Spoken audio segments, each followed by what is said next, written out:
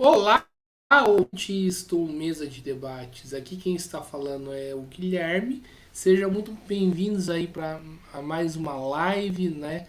A mais uma conversa, bate-papo, né? Aqui do nosso canal.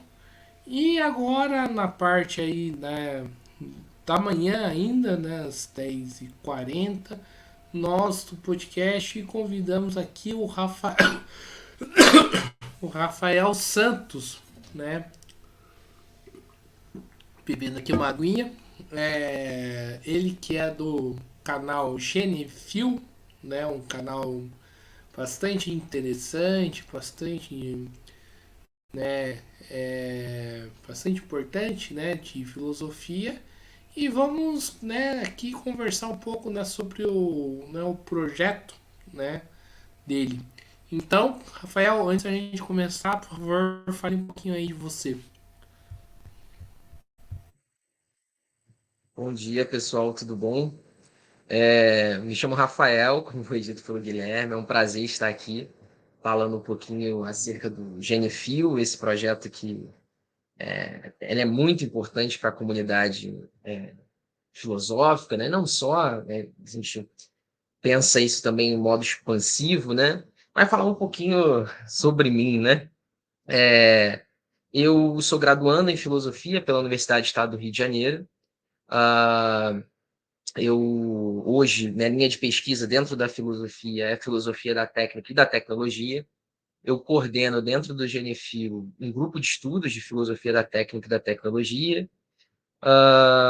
Faço parte de projetos sociais, né, de educação inclusiva. Né, a gente, enfim, aqui no Rio de Janeiro, na Zona Oeste, um pouco na Baixada Fluminense também, né? Então, eu sei um pouquinho das coisas que eu faço, né, dentro desse âmbito filosófico, acadêmico, né? Por aí que as coisas vão, né?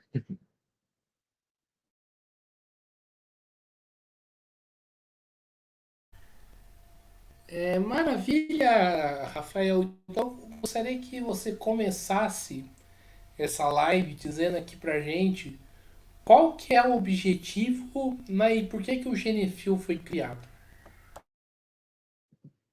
Perfeito. Então, o Genefil, ele tem um pouco mais de um ano de criação e o objetivo dele era trazer o Enefil de volta. O que que é o Enefil? O Enefil é o Encontro Nacional de Estudantes de Filosofia, né? É um encontro periódico que ocorre onde uma universidade ela é escolhida para sediar um evento nacional, onde há várias palestras, há convidados, estudantes de filosofia apresentam suas pesquisas, né? E o Genefil ele começa com esse objetivo. Porque o último Genefil que rolou foi em 2019, na Universidade Rural do Rio de Janeiro.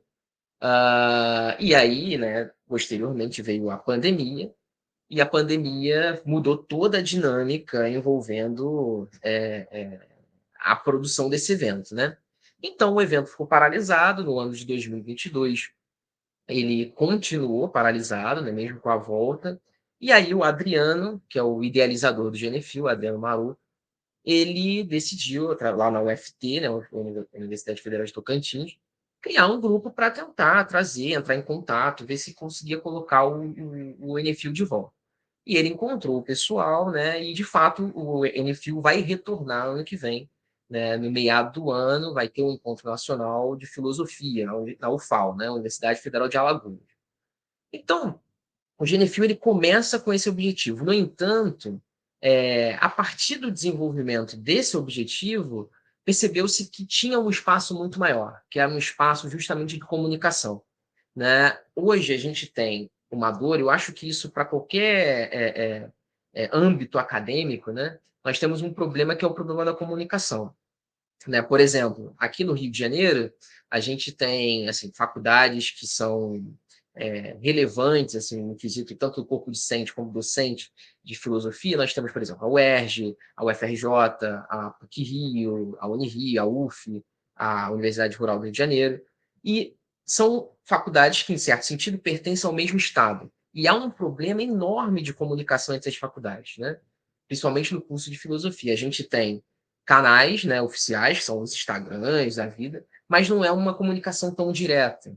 né? Então, o Genefil, com esse espaço de abertura de comunicação, a gente começa agora a ter essa facilidade de comunicação, tanto regional quanto nacional, né? Hoje a gente tem um grupo dos CEAs de filosofia, tanto regional, onde engloba vários CEAs do Sudeste, né? E nacionais, que é de todo o país. Então, o Genefil ele começa com esse objetivo de trazer o Enefil de volta e vai se tornando um canal de comunicação dos estudantes de filosofia, que não se restringe somente a estudantes de filosofia, né? Tem várias pessoas de história, pessoas que não pertencem à academia, enfim, N pessoas que estão dentro da comunidade.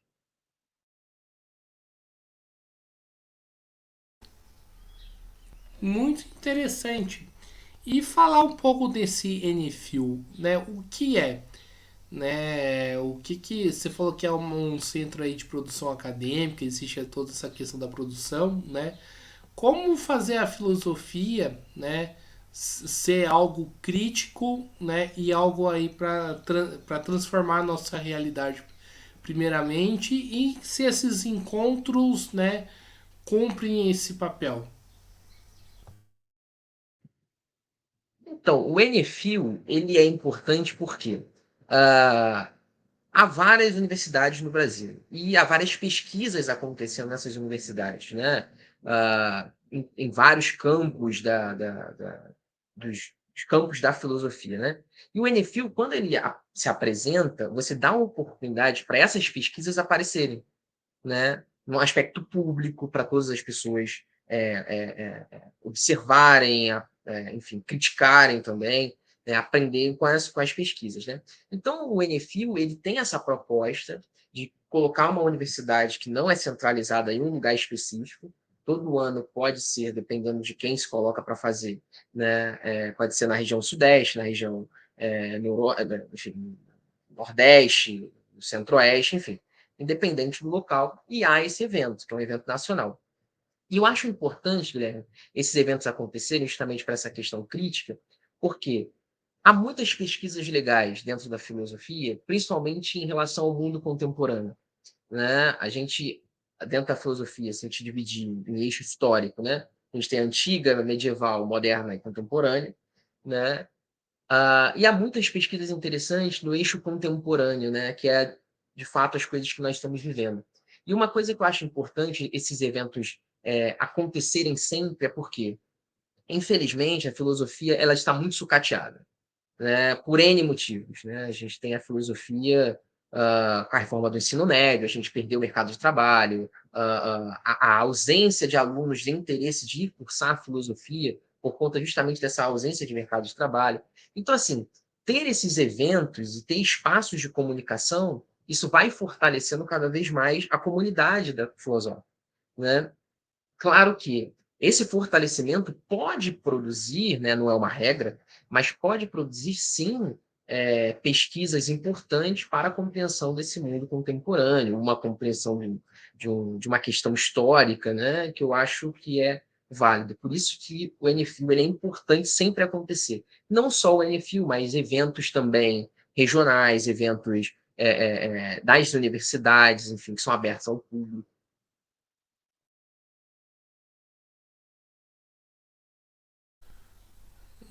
Entendi. Falar um pouco desse sucateamento aí da filosofia, que é algo que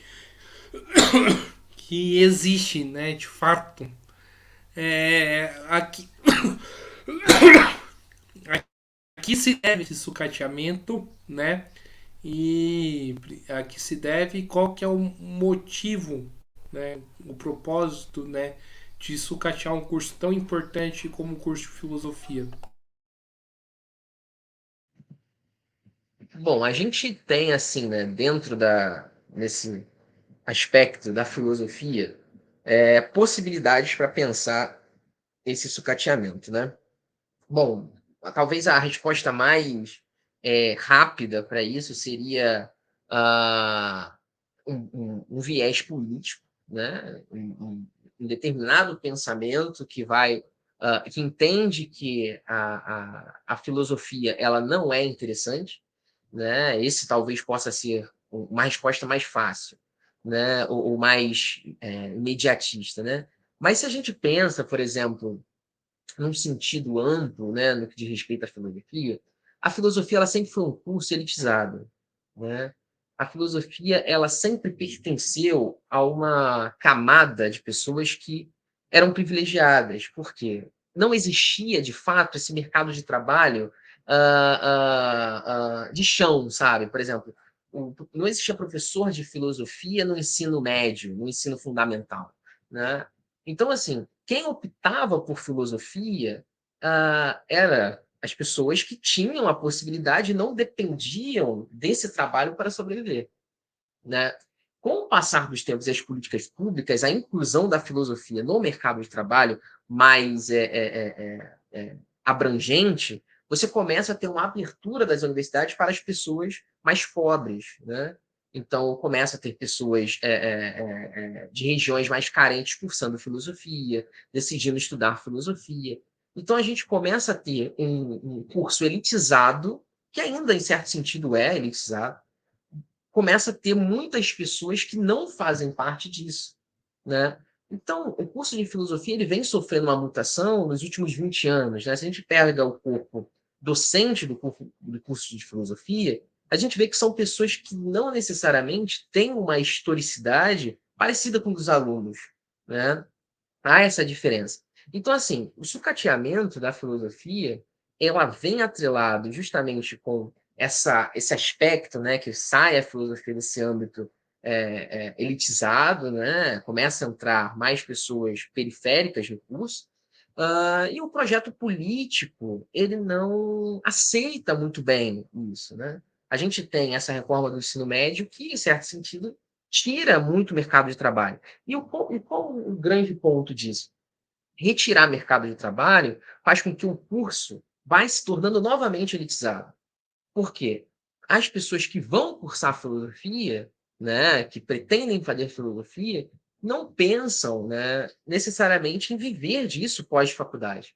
Né? Pensa sempre no mestrado, no doutorado, e consegue, em certo sentido, mensurar a vida a longo prazo. Né? Não há uma urgência de sair do curso e arrumar uma vaga de trabalho. Né? Então, a reforma do ensino médio ela começa, mais uma vez, a minar pessoas da faculdade, né? E também elitizar cada vez mais um curso que, em certo sentido, vem ganhando muitas pessoas que têm muito a agregar dentro da academia. E Rafael, né, você acha que é da área da filosofia, né, da parte técnica, né? Eu gostaria que você explicasse, né, como que funciona aí a sua área que você se especializou. Bom, a filosofia da técnica e da tecnologia, né, mais especificamente da tecnologia, é um campo recente, muito recente, né? A gente tem, enquanto campo filosófico, claro, com nome, a década de 70, né? Então, a gente tem aí 50 anos, praticamente, assim, de produção nessa área. Isso não significa que anteriormente não houvesse reflexões acerca da tecnologia ou da técnica, né? Bom, mas é importante entender que essa área de conhecimento nova, a filosofia da tecnologia, tende a observar o mundo a partir da premissa do seguinte: o mundo é tecnológico, né? E o que advém desse mundo tecnológico, né? Quais são os problemas, quais são as soluções, quais são os movimentos políticos, éticos, estéticos, né, que esse mundo tecnológico produz? Ou seja, a filosofia da tecnologia ela coloca como paradigma a tecnologia, né? Antes, a gente tem outros paradigmas. Né? Nós podemos pensar que o paradigma é a política, o paradigma é a ética, o paradigma sei lá, a guerra, enfim. Agora, quando se pensa em filosofia da tecnologia, pelo menos a minha linha de filosofia da tecnologia, se coloca a tecnologia como paradigma. Então, pensar política é, antes de tudo, entender como a política funciona no mundo tecnológico. Pensar uma ética é, antes de tudo, entender como a ética funciona no mundo tecnológico. Por quê? Há muitas reflexões filosóficas que são relevantes, são importantes, mas que não tinham a sua historicidade na historicidade na qual nós estamos vivendo. né, na historicidade da tecnologia, né? Hoje, por exemplo, o mundo, acho que é uma constatação que é inquestionável, né, que o mundo ele é tecnológico. Nós, para estarmos vivos, né, nós precisamos de tecnologia. Sei lá, você nasce, você já toma uma vacina, você passa por vários exames, você, enfim, coisas que estão atreladas à tecnologia.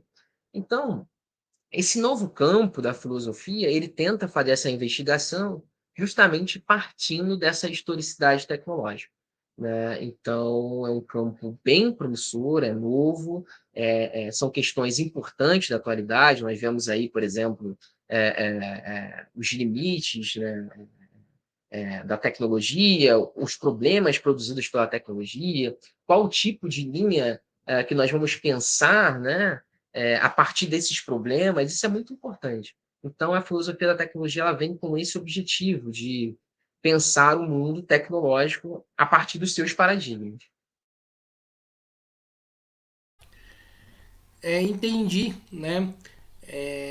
Isso mostra, né, que a filosofia é um campo bastante, né, algo que é parece senso comum. Que uma filosofia é um campo bastante amplo e, né, que engloba várias coisas, né?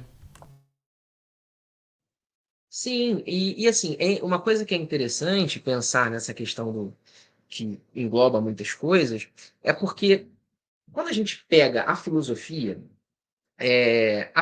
durante muitos séculos, ela era colocada como uma forma comum de falar, né, a mãe das ciências, né, ou a grande fundamentadora, né, o grande campo de conhecimento era a filosofia, né? E a gente tem grandes nomes na história, por exemplo, Descartes, a gente tem Kant, Hume, enfim, Hegel, né? Grandes filósofos, assim, né, dentro da perspectiva ocidental de filosofia, né, que são tratados, né, por exemplo, uma curiosidade, o Hegel, ele era quase um artista no sentido de, de, dos seus cursos, né, o auditório do Hegel, nos cursos que ele dava, era lotado, né, muitas pessoas iam prestigiar, né, enfim. Então, a filosofia, durante muito tempo, ela se coloca nesse lugar. No entanto, uma crítica à filosofia é que eles tinham um pensamento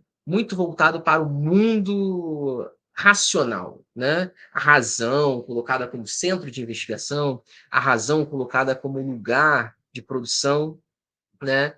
No entanto, dentro desse lugar filósofo, né, havia um mundo técnico, havia um mundo dos objetos, havia um mundo das produções manuais, havia um mundo, como é que eu posso dizer, concreto, né? E esse mundo racional, idealizado, dos limites do conhecimento, ele não se relacionava muito bem com esse outro mundo. Então, quando a gente tem essa virada de século, por exemplo, a partir da década do século XIX, né, com as revoluções industriais, com as guerras, há um olhar filosófico que pensa: opa, tem um problema. Né? Esse mundo concreto, essas produções, por exemplo, a produção de uma arma, a produção de um carro, a produção de uma bomba, isso também é importante ser levado para reflexão, né? Os motivos pelos quais essas coisas são produzidas, ou as consequências que essas coisas vão produzir no mundo, né? Então a filosofia ela acaba que tem esse papel de ser viva, né? Existem novos problemas que vão aparecendo no mundo e esses problemas são repensados, né? E por isso que eu disse que a filosofia da tecnologia nova é importante, porque agora o paradigma é a tecnologia. E a gente coloca esse olhar justamente pautado na tecnologia. Deixa eu ver se eu entendi, né? E onde que entra, por exemplo, nessa discussão toda, né, a parte aí do positivismo, né, a corrente filosófica do positivismo, né? Como que ela entra aí nesse campo todo? Bom, isso é um ponto interessante, porque se nós pegarmos a Idade Moderna, nós antes do positivismo, nós pegamos o iluminismo, né, onde tem esses ideais da razão muito fortes, né, onde traz consigo questões de liberdade, e vai se desvincular, em certo sentido, da igreja, essas liberdades individuais. Mas, antes de tudo, há uma supervalorização da razão. Né? A razão ela é colocada como a grande guiadora, né? O nossa, talvez, muleta, né? Para nos levar a um determinado progresso. Né? E o caminho vai se seguindo assim. As teorias elas levam consigo uma noção de universalidade da história, né? Elas vão trazendo questões que são pautadas no pensamento racional, ocidental, branco, né? Que traz essas concepções. O positivismo ele vem e consegue intensificar esses pensamentos, né? Então, quando a gente vira o século XX, isso é interessante. Quando entra o século XX e a gente tem a Primeira Guerra e a Segunda Guerra Mundial, esse pensamento, em certo sentido, ele é colocado em xeque. Por quê? Quais os motivos, então, que essa razão vai nos desencadear em duas grandes guerras? Né? O progresso, né? O Kant, por exemplo, ele tem um texto que fala da paz perpétua. Né? O progresso, em certo sentido, ele tinha que transformar o indivíduo, né, num ser esclarecido. Né? Mas agora a gente vê, muito pelo contrário, o século XX, entrando com uma ausência de sentido, o sentido ele se perde no século XX, né? E assim, claro, a gente tem outros teóricos, por exemplo, como Nietzsche, um pouco anterior a essas questões, que é um cara importante para a virada dessas compreensões, mas temos outros teóricos como Schopenhauer, até o Freud, né, que começam a trazer um pouco de interrogação a essa questão da razão. E o século XX ele vai entrar justamente com esses ideais positivistas e vai encadear em duas grandes guerras, que vai fazer o quê? Um estrago, né? E é interessante porque a virada filosófica, com teóricos, por exemplo, como Hannah Arendt, Levinas, Martin Buber, Han Jonas, né? Teóricos que são desse período de guerra, que, em certo sentido, vivencia esse problema, eles começam a trazer questões envolvendo a alteridade, né? Coisa que não havia no período da filosofia moderna. Ou se aparecia, aparecia de forma em segundo plano. Né? Então, assim, você tem obras importantes falando de alteridade, falando, por exemplo, a importância de colocar o outro numa relação de igualdade, ou não só igualdade, mas de entender que o outro também é um sujeito. Né? Então a gente percebe que esse ideal, esse caminho de progresso, ele vai desencadear num século onde há uma ausência de sentido, há uma destruição em massa, e há pensamentos que vão retornar questões que são fundamentais. Questões, por exemplo, que é pensar o outro como um sujeito, né? Que talvez seria algo de senso comum, deveria ser, na verdade. Né? Então, em certo sentido, esses ideais que são tratados tanto no iluminismo quanto no positivismo, eles valorizam um pensamento determinado da razão e da ciência, que, em certo sentido, vai meio que se diluindo no século XX.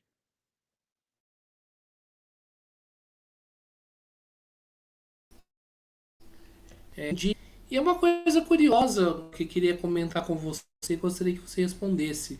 Esse pensamento, né, de rever, né, o progresso, né, esteve muito presente aí, né, recentemente com a pandemia, né, que muitas das vezes as pessoas falam assim, temos que rever a maneira que nós estamos vivendo, né, rever o progresso, né, até se falava em novo normal. Gostaria que você comentasse um pouco. Não, perfeito. É porque isso já é um problema que ele é, ele é muito problemático, né? Assim, por quê? Quando a gente pega a pandemia e a gente observa o que se tem na pandemia, há várias variáveis, né? A gente tem um governo em que descredibilizava a ciência, a gente tem pessoas que acreditavam fielmente em determinados discursos. A gente tem também uma ausência, né, de compatibilidade entre a linguagem científica e a linguagem comum, né? Uma produção de um artigo científico não é lido com facilidade por pessoas que não têm acesso a esses conhecimentos. Então, assim, há muitos fatores que vão envolvendo que acabam que vão nos colocar no lugar do seguinte: beleza, a ciência ela é importante, ela é talvez a fonte de conhecimento mais segura que nós temos. Só que a pergunta que talvez tenha que ser feita, e a pandemia ela nos evidencia isso, é como essa ciência é tratada, né? Como isso é comunicado, né? Porque é muito difícil você chegar,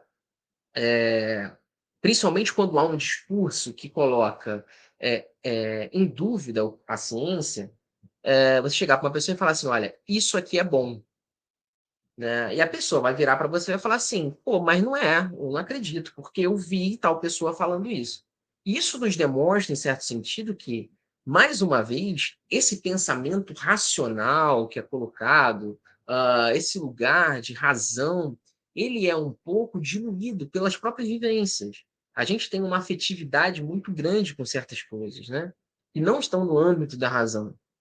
Então, esse repensar esse progresso, né, principalmente quando se diz na questão da pandemia, eu diria que talvez essa comunidade científica, né, ela precisa comunicar mais, precisa ter mais falas com as pessoas que são afetadas com a ciência, né? E isso também no âmbito da tecnologia, né? Quando se fala em tecnologia, também é muito é, parece que é uma neblina, porque todo mundo dá exemplos de tecnologias, né?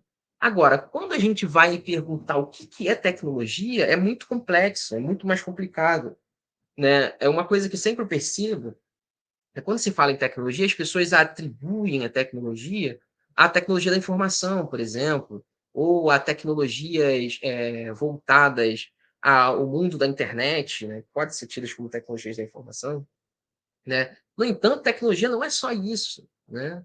Por exemplo, um prego, ele pode ser tecnológico, ou pode passar por uma produção tecnológica, né? Então, assim, há um desconhecimento por N motivos, né? Tanto eu evidenciei um, que é a questão da comunicação científica, mas há vários e vários motivos para pensar que essa noção de progresso, né, se há hoje isso muito bem delimitado, precisa ser observada, mais comunicada, né, com, de fato, as pessoas que são afetadas por esse suposto progresso, né?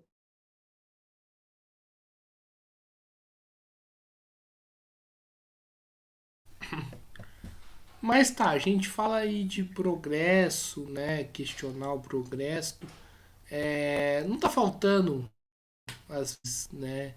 Questionar a raiz do problema todo, né? Que causador aí dos problemas, que é o próprio sistema do capital. Então, essa talvez possa ser uma das possibilidades, de fato. Ah, mas, por exemplo, há determinadas linhas de pensamento que não tomam isso falando dentro da filosofia da tecnologia, né? Que não tomam de fato o problema do capital como o aspecto fundamental para as questões, né? Não que não seja, mas é que, por exemplo, tomar que essa discussão acerca do problema do capital, ela de forma pragmática, dentro do aspecto tecnológico, não iria impactar, né, por exemplo, no benefício ou malefício de uma determinada tecnologia, né? Então, por exemplo, se nós pensarmos que tecnologias produzem coisas ruins, isso é uma coisa certa, né? Pode estar atrelada, por exemplo, a interesses políticos, interesses financeiros, sempre estão, na verdade, atreladas a interesses políticos e financeiros. Lembrando que a tecnologia ela não é neutra, né? Sempre há uma discussão anterior, né, ou posterior, né, a essas produções tecnológicas.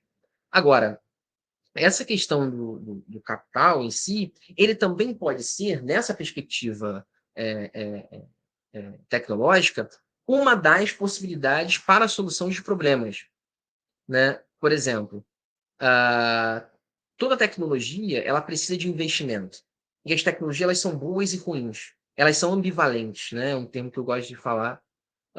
Há, em certo sentido, uma tecnofobia, né, em relação às produções tecnológicas, né? Mas é muito difícil pensar o mundo sem as tecnologias, né? Talvez eu diria que é impossível, né? Por quê? O paradigma, como eu disse, é a tecnologia. Então, ao mesmo tempo que determinados tipos de modos de produção podem prejudicar e prejudicam claramente determinados tipos de problema, ou determinados tipos de comunidades, há também investimentos possíveis que ajudam. Então, há uma ambivalência, isso no âmbito da tecnologia, né? Uma ambivalência fundamental nessa questão do capital. Por quê? Se nós olharmos progresso, o capitalismo, de fato, o capitalismo ele quer lucrar, né? Independente do que esteja na frente dele, né? Passa por tudo e por todos, né? Essa ideia que é pautada talvez muitos segmentos de progresso da sociedade, né? Agora, é importante observar que, em certo sentido, há determinadas tecnologias que precisam de um determinado investimento. E esse investimento pode ser tanto de uma empresa privada, pode ser de um segmento público, né, que ajudam diretamente a nossa sociedade. Isso é importante situar porque sempre que nós olhamos para progresso, isso é uma ideia legal. Nós só conseguimos, em certo sentido, valorizar o aspecto negativo, porque ele grita, ele é muito vibrante. No entanto, o aspecto positivo de todo desenvolvimento científico e talvez não, e tecnológico, ele se torna natural, né? Ele se enraiza, né, na historicidade. Então, por exemplo, se nós pegarmos a medicina, segundo, por exemplo, Mário Bunge, que é um filósofo que eu tenho olhado com mais carinho para ele, a tecnologia é a medicina é uma tecnologia, ela não é uma ciência, né? A tecnologia ela vem evoluindo, né, e melhorando a vida das pessoas de uma forma impressionante, né? Por outro lado, nós podemos pensar também que há tecnologias e há determinados tipos de ciência ou de tecnologias que fazem com que as pessoas possam ficar mais doentes e precisam mais de hospital, precisam mais de remédio, né? Enfim. Então, há nesse sentido uma ambivalência nesse pensamento.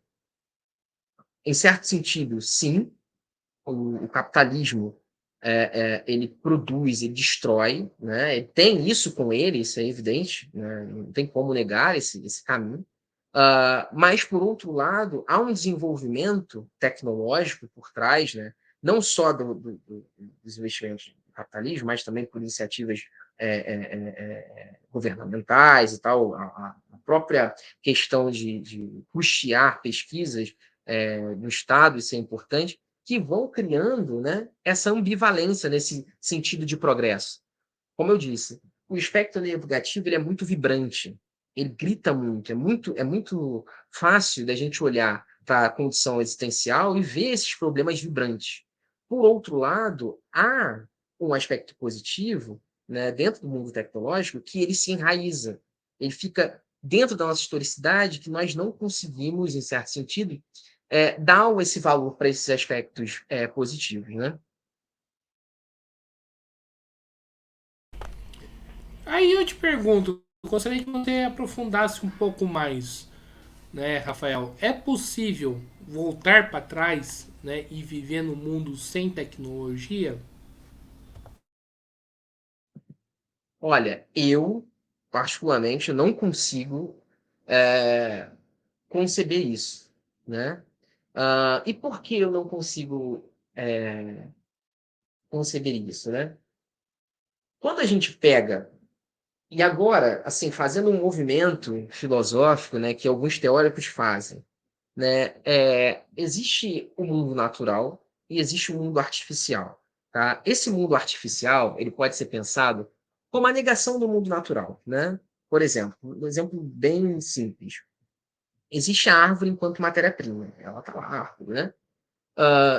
O momento em que o indivíduo ele pega aquela árvore, corta e produz uma cadeira, ele está produzindo uma artificialidade no mundo, né? Ou seja, ele produz algo que não existe na natureza, mas a partir de condições naturais, né? Então a gente desenvolve o mundo todo pautado em técnicas, né? A gente vai caminhando, sei lá, a descoberta do fogo, a roda, né? A questões da agricultura, tudo processos técnicos que vão se construindo e se fundamentando para esse desenvolvimento social. Bom, nesse sentido, a gente vai criando um mundo não natural, né? A gente começa a criar comunidades que adaptam a natureza às nossas condições. Isso é importante. A gente não se adapta à natureza. Isso é uma característica muito evidente no ser humano, né? O ser humano no geral, ele acaba adaptando a natureza às suas condições, né? Então, existe um terreno, né? Um terreno cheio de árvore, etc, né? E aí o cara ele quer fazer uma casa. Ele vai pegar esse terreno e vai adaptar ele às condições que ele quer, né? Então acaba que isso vai acontecendo. Bom, o processo histórico, né, o decorrer dos anos, o passar dos tempos, etc, a gente começa a ver cada vez mais que há uma divergência muito grande entre homem e natureza, né? Não significa, tem um termo que eu acho interessante, que é de um teórico, né, que é o Ortega C, que ele vai dizer que o ser humano é o minotauro ontológico, né? Ele possui natureza e possui técnica. São duas coisas, né, dentro desse indivíduo. Porque o mundo natural, ele se opõe, ele é agressivo a nós, né? Se você, por exemplo, eu ou você, né, nesse momento, ser jogado no Alasca, com essa roupa que nós estamos, provavelmente nós vamos morrer, porque a condição natural não se adapta àquelas condições climáticas que estão ali. A gente precisa criar condições para existir ali, né? Então, nesse sentido, quando a gente pega o mundo contemporâneo, que é o mundo que está conectado, né? É um mundo que tem todos esses aspectos que vão em certo sentido, fazer com que a existência possa acontecer, e como eu disse da questão da medicina, né? A pandemia ela evidencia muito isso. Nós só.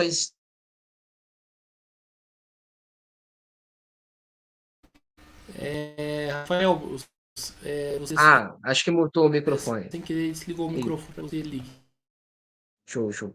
Eu estava dizendo que nós hoje só estamos vivendo uma condição normal por conta da vacina, né? Então, assim, é muito complicado pensar um mundo sem tecnologias. E por que eu digo isso? Porque há condições existenciais que não permitem mais que nós possamos viver sem ela. Por exemplo, existem vários vírus, né, que, enfim, que a gente nasce e já toma uma determinada vacina para se prevenir, né? Ou seja, a natureza ela é um pouco ela é um pouco oposta, né, a nossas condições já e talvez por um processo que nós mesmos criamos, né?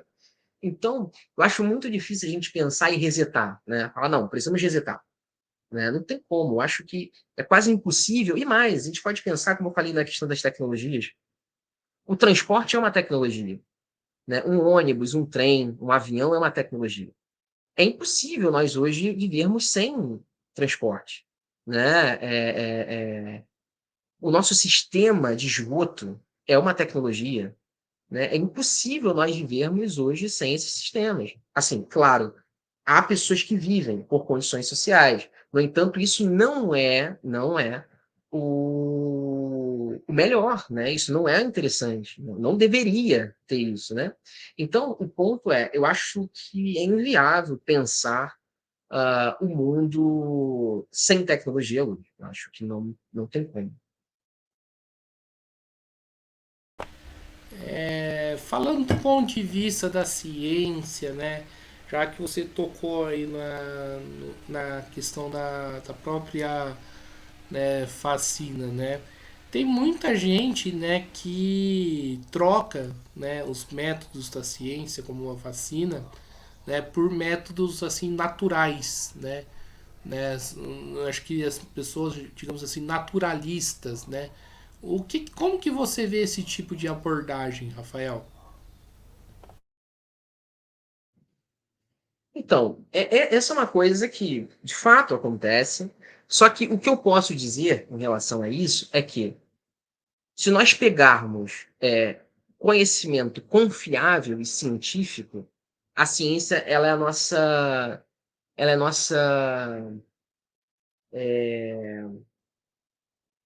é o conhecimento confiável, vamos dizer assim, né? Isso não significa, isso é muito importante, não significa que determinadas questões, chás, por exemplo, sei lá, outras coisas que possam ser feitas, isso não significa que isso não funcione. Talvez isso possa significar que não haja estudo científico. Ou o que mais, né? Que a ciência também, é muito importante pensar nisso, que a ciência tem os seus limites. Existem questões que acontecem que estão para além de uma compreensão puramente científica. Né? E eu digo, por exemplo, eu vou falar da minha avó. Né? Minha avó tinha chá para tudo. Né? Tudo. Você está com uma dor de cabeça, você está com uma dor na barriga, você está com uma dor no pé, minha avó tinha chá. E, em certo sentido, isso funcionava, né?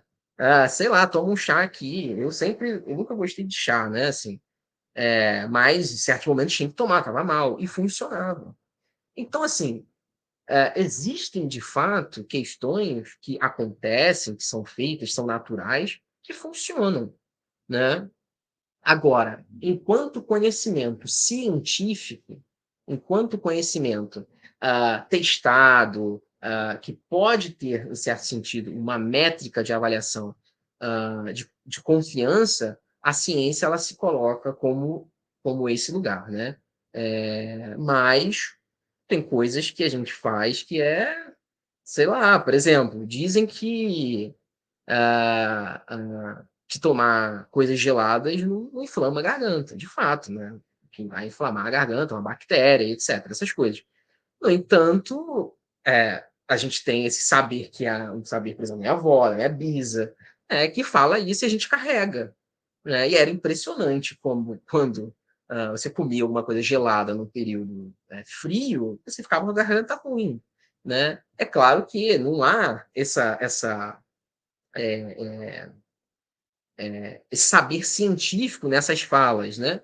Mas que, em certo sentido, há um saber que está muito mais atrelado à vivência, a uma observação, do que propriamente a ciência. Mas, como eu disse, em questão de confiança, né, que é um saber testado, a ciência ela se coloca como esse lugar. Mas não pode, e aí que talvez seja um problema da ciência, né, descredibilizar, né, a qualquer custo esses saberes que diversas vezes são até saberes ancestrais, né, que funcionam durante muitas décadas dentro de uma comunidade que pertence e a ciência chega ali e fala, olha, rapaziada, acabou.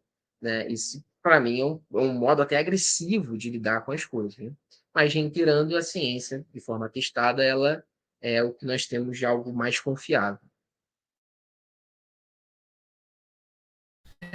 Rafael, outro tema, né, que é discutido e que preocupa bastante aí alguns setores da própria esquerda é em relação à questão da inteligência artificial, né, que está, né, constantemente aí crescendo, né, dentro aí da nossa sociedade, né? Como que você vê essa questão? Olha, a inteligência artificial ela é uma aventura, né?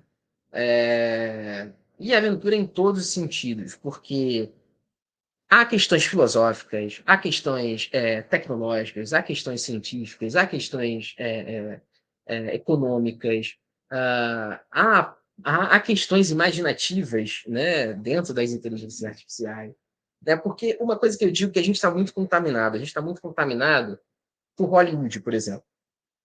Né? Quando a gente pensa, às vezes, em inteligência artificial, a gente remete, talvez, sei lá, Vingadores Era de Ultron, né? Que a gente pega um cara que vai dominar o mundo, uma inteligência, um robô, né? E isso é o futurismo, né? Não significa que isso não possa acontecer, sei lá, daqui a 100 anos, 200 anos, 300, sei lá, um milênio, né? Mas a gente está muito contaminado com essas coisas. E a inteligência artificial, ela, hoje, ela é uma coisinha, né? Uma coisinha em desenvolvimento, né? Que tem bastante potência, tem bastante. Pode ser pensada com entusiasmo para algumas questões, né? Só que ela carrega alguns problemas, né? Por exemplo, tem um hotel no Japão que ele funciona só com inteligências artificiais. O hotel todo. Né? Você tem robôs que são programados, você tem uma inteligência artificial, onde a pessoa chega no hotel, ela faz o check-in, ela faz o check-out, ela pede, ela muda a temperatura, ela faz tudo a partir de inteligência artificial. A gente não tem mão humana ali.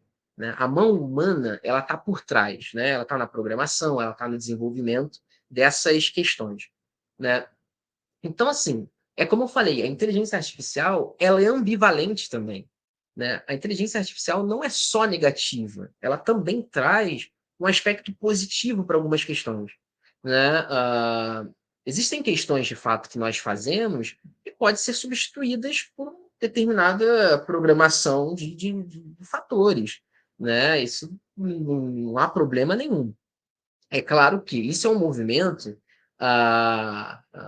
dentro da própria história, né, onde há profissões que, a partir da ciência e desenvolvimento tecnológico, elas vão se tornando é, substituídas. Né? Isso vai acontecendo. Por exemplo, quando você tem a revolução, as revoluções, né, industriais, o artesão ele vai perder mercado de trabalho, né? Porque você tem fábricas que produzem. Isso, em certo sentido, é ruim, mas em outro sentido também é interessante. Né? Então você sempre tem essa ambivalência dentro do desenvolvimento tecnológico. E a inteligência artificial, ela hoje, né, ela se apresenta, muitas pessoas olham, justamente com essa ideia de Hollywood, né, ou do cinema no geral, como uma grande destruição e tal. Né? Mas agora, partindo para um aspecto político dessas questões, né, nós temos que pensar que o formato, né, de concepção política ou de controle, né, não está na inteligência artificial. Né? Por exemplo, quando a gente acessa as redes sociais, né, como o Facebook, o Instagram, Twitter, etc., né, redes sociais da vida, né, a gente aceita alguns termos, a gente oferece os nossos dados, eles são dados, né, que viram algoritmos, que vão se transformando, que vão virando uma cadeia de preferências, etc.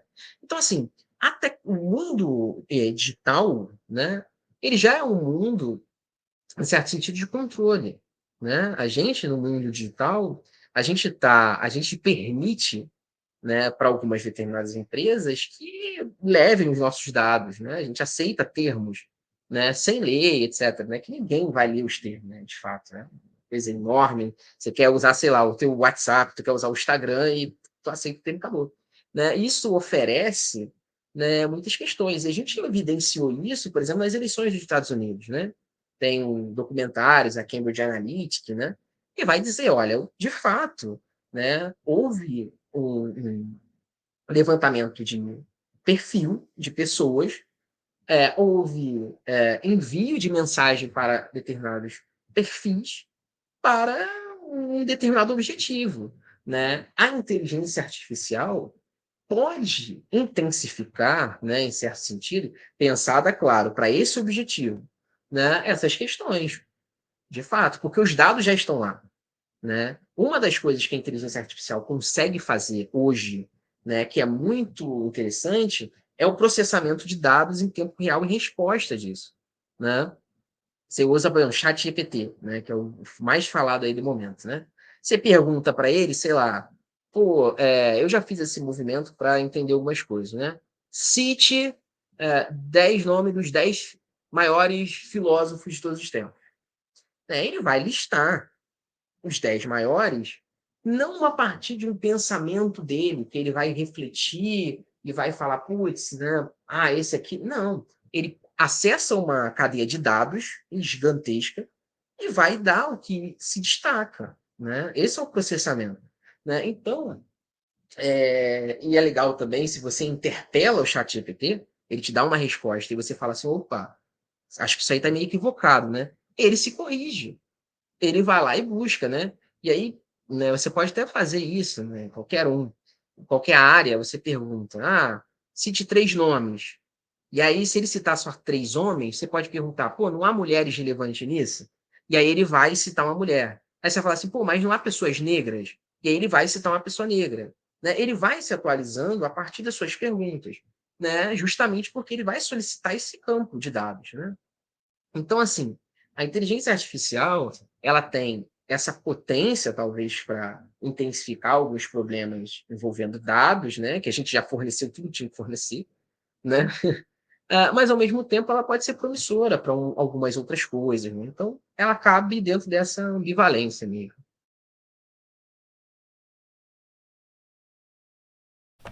É, e agora para a gente ir finalizando aqui a nossa conversa, Rafael, tem muita gente, né, e isso já foi objeto, né, de estudo, né, que coloca que um dia as máquinas, né, poderão substituir a mão de obra humana.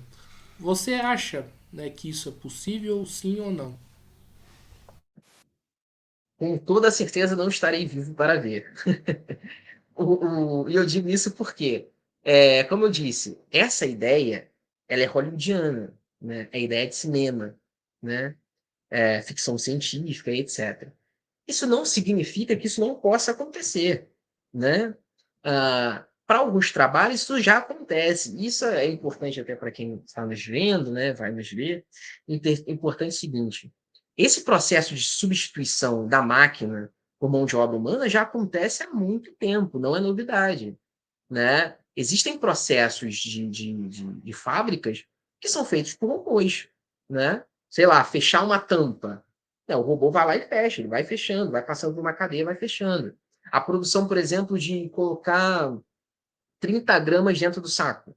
Você passa numa cadeia, o robô joga 30 gramas. Né? Então, assim, há processos que já estão sendo substituídos, e não de agora, de muito tempo. Né? Então, assim, toda a mão de obra humana se isso acontecer, não estaria aqui para ver.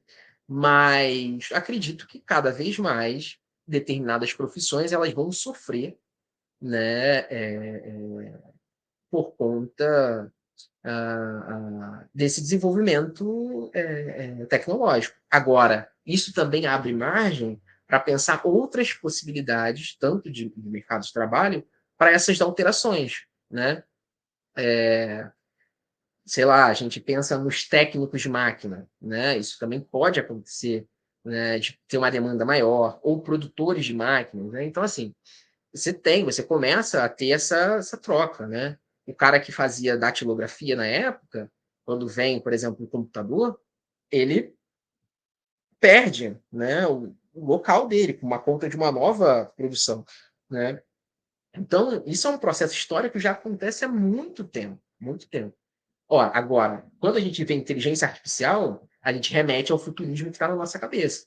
A gente já pensa, olha, vai ser tipo lá aquele filme do Will Smith lá com o robô, né? Vai ser tipo o Vingadores Era de Ultron, né, como eu falei. Caraca, acabou, pô, a inteligência artificial tomou tudo e tal. Então, nesse sentido, como eu disse, essa substituição já existe, pode ser intensificada, mas completamente diria que por tempo, por hora, nem perto, né?